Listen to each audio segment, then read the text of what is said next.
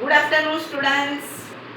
तर मग आज मी तुम्हाला एक इंग्रजी पोएम शिकवणार आहे.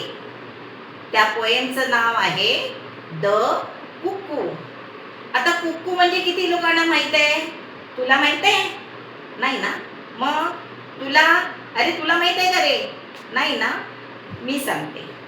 तर ही कुकू जी असते ना, कुकू म्हणजे कोकिळा.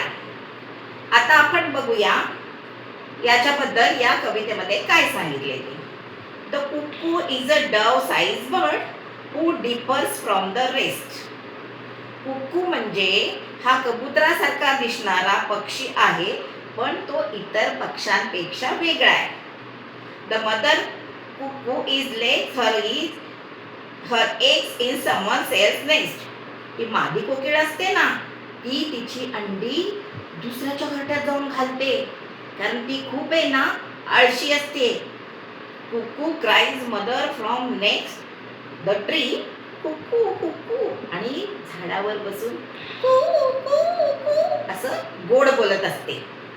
आणि the joy of all my motherhood I gladly live with you. आणि काय म्हणते माहितीये की मी माझ्या मातृत्वाचा आनंद तुमच्यावर सोपवते. एकदम लबाड आहे ना ती.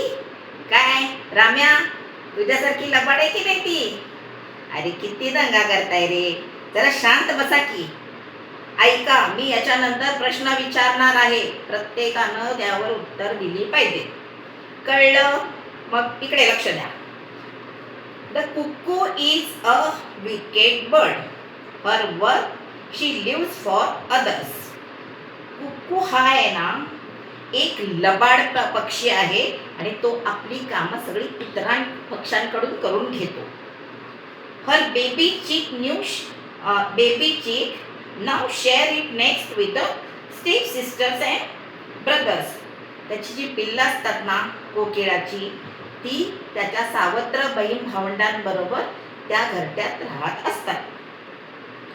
The cuckoo is lazy bird and watches with the snake, whilst some poor birds quite unaware is doing all her work.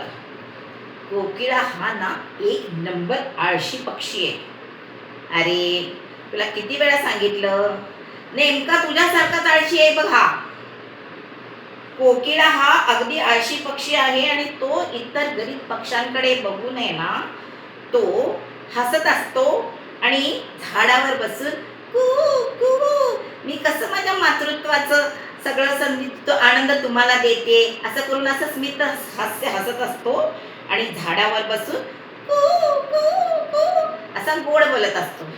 तर मग काय मुलांनो, समजली ना तुम्हा सर्वांना कविता? मी यानंतर प्रत्येकाला प्रश्न विचारणार आहे. काय लक्ष होतं ना शिकवताना? मग आता उभी राहा आणि बघ मी काय विचारते ते. कळलं?